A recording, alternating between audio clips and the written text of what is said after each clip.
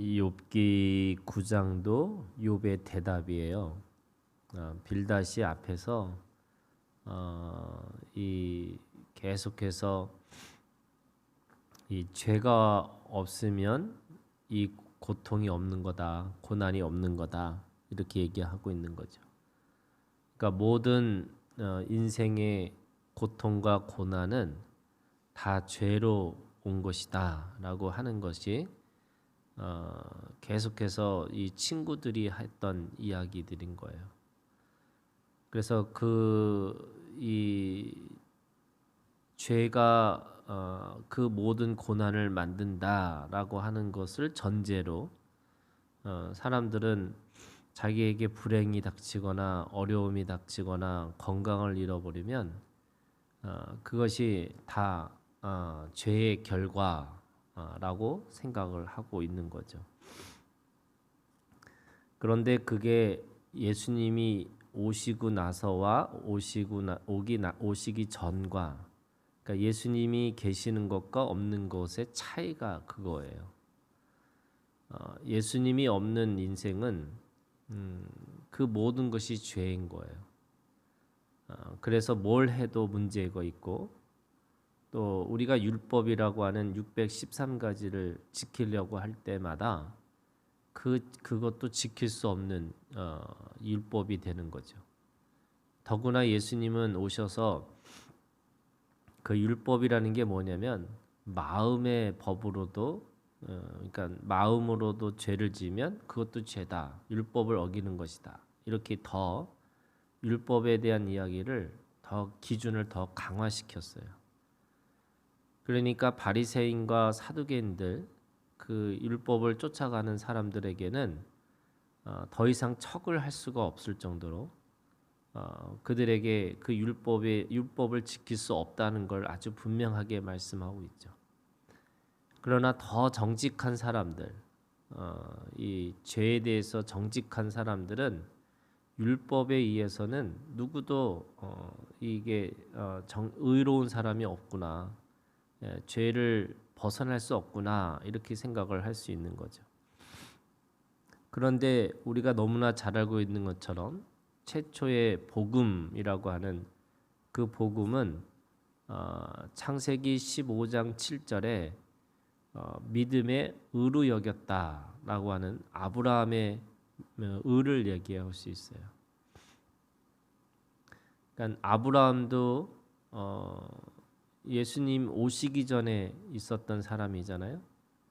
그런데 아브라함도 이 율법을 지키려고 했던 사람이긴 하지만 모세의 율법을 보지도 않은 사람이에요.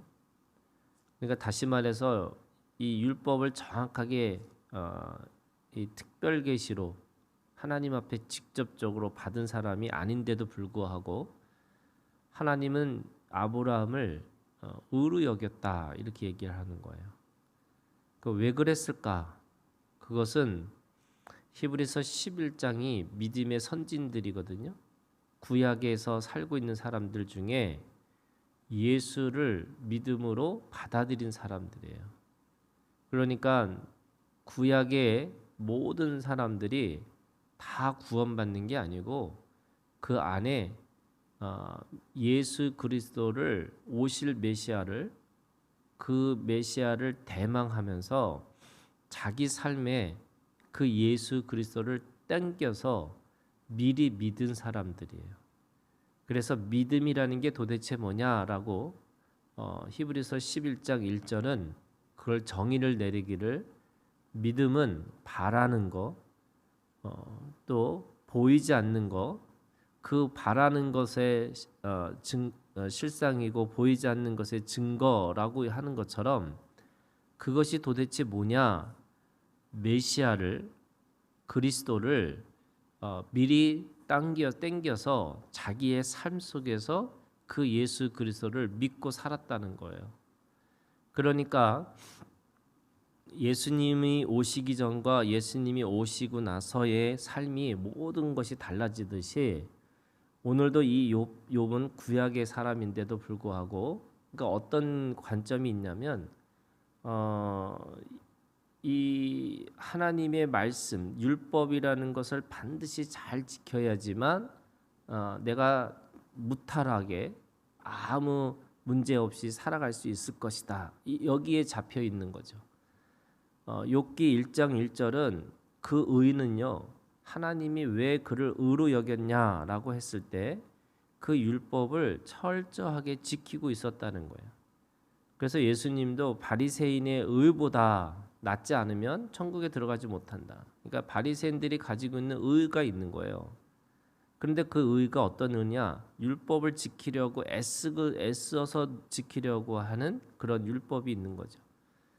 그러니까 지금 욥도 그 율법을 지키는 관점, 다시 말해서 하나님의 관점에서 보면 이 모든 것들이 내가 율법을 지키지 않으면 이 고통과 고난을 받는 거고, 내가 율법을 잘 지키면 하나님께서 나를 보호해 주시고 나를 끌고 가실 것이다, 이렇게 생각을 하고 있는 거죠.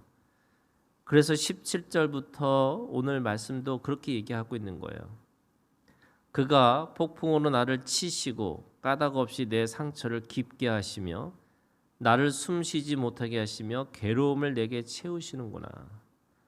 하나님이 그 모든 것들을 그렇게 채우신다라고 믿고 있어요.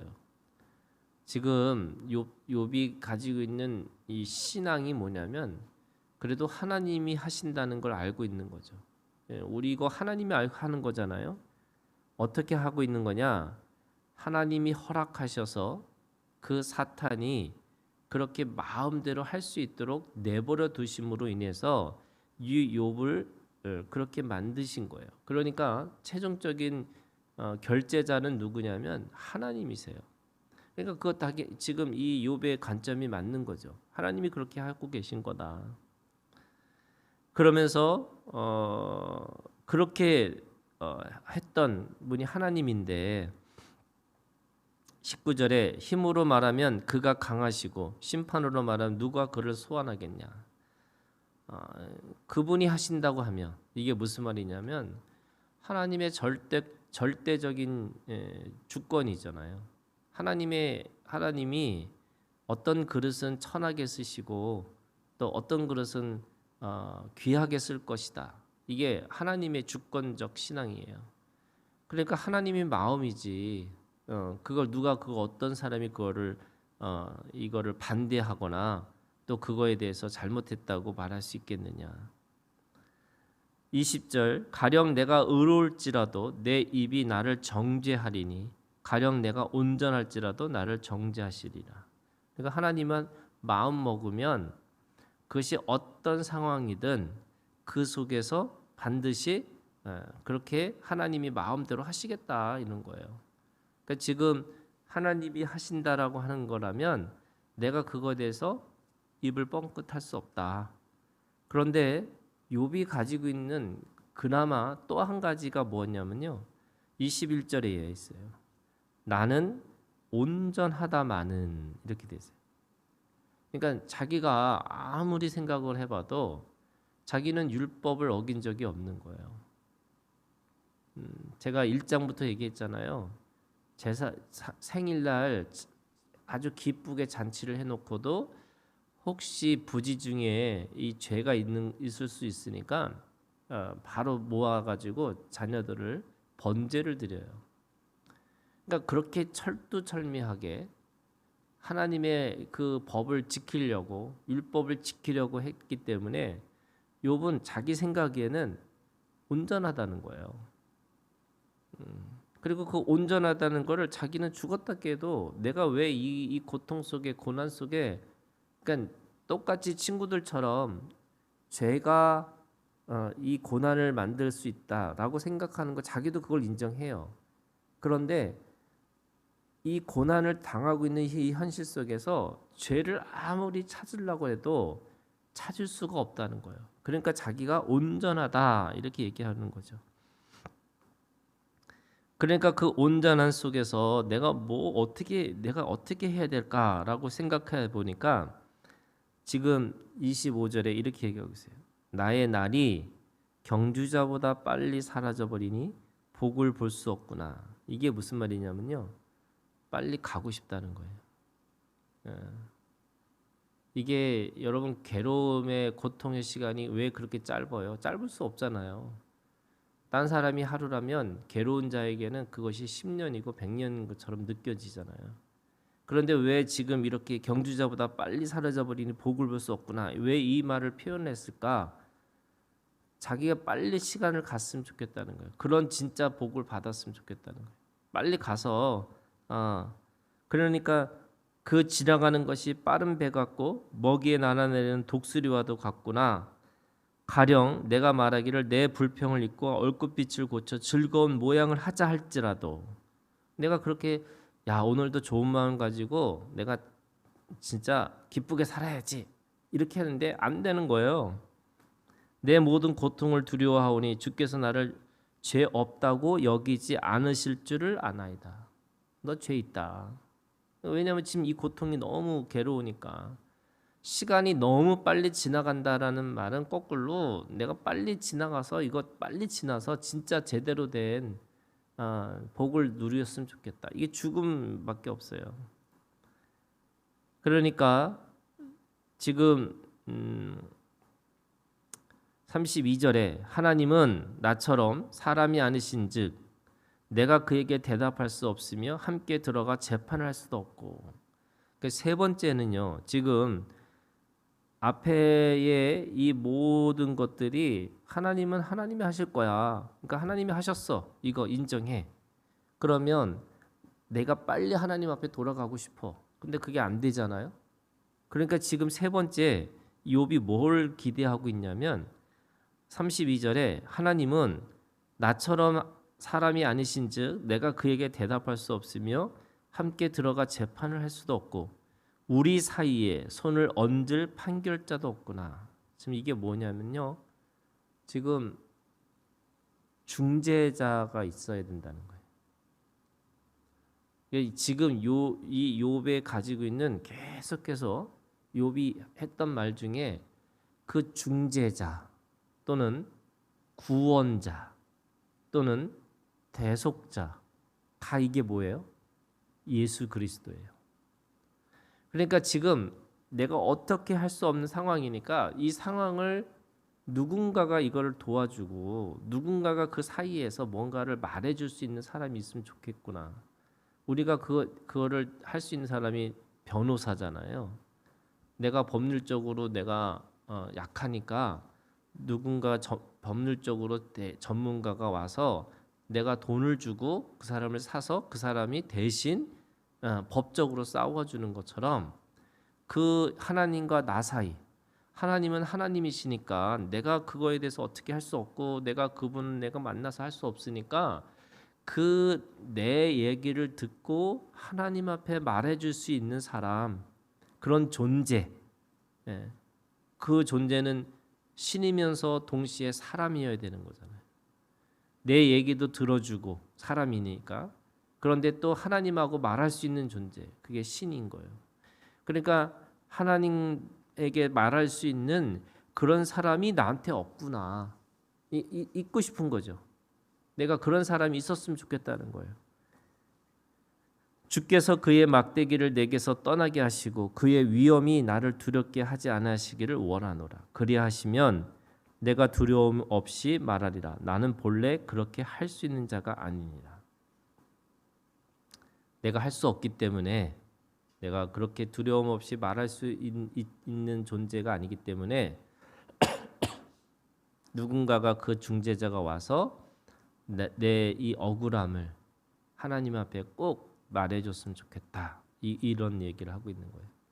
지금 나중에 눈으로 귀로 듣던 하나님을 눈으로 봤습니다. 이 눈으로 본 존재가 바로 나의 중재자고 나의 구속자고 나의 대속자가 되시는 거죠.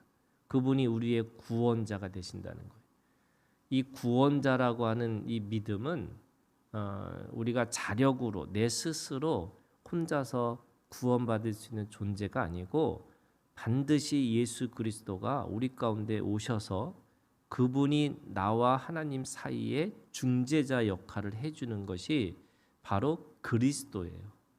그렇기 때문에 우리의 신앙에서 우리가 고난 가운데 힘들고 어려울 가운데서 제일 먼저 해야 될 게 뭐냐면 바로 예수 그리스도를 부르는 거예요. 그분이 내 인생에 내 문제 속에 오셔서 내 억울함과 내 힘든 것과 그 모든 것들을 그분한테 토로하는 믿음이 있어야 되는 거예요. 우리가 기도할 때 마지막에 예수 그리스도의 이름으로 기도합니다. 이걸 왜 하느냐? 그 모든 것이 우리의 중재자가 바로 예수 그리스도가 되시기 때문에 그런 거고, 우리가 예수 그리스도를 통해서만 구원받을 수 있다. 이 말은 바로 내가 하나님 앞에 바로 직접적으로 말할 수 없는 존재고, 내가 말을 한다 할지라도 또는 내가 그 하나님의 기준에 의하면 누구도 그 기준에서 의인은 없는 거죠. 하나도 없는 거예요.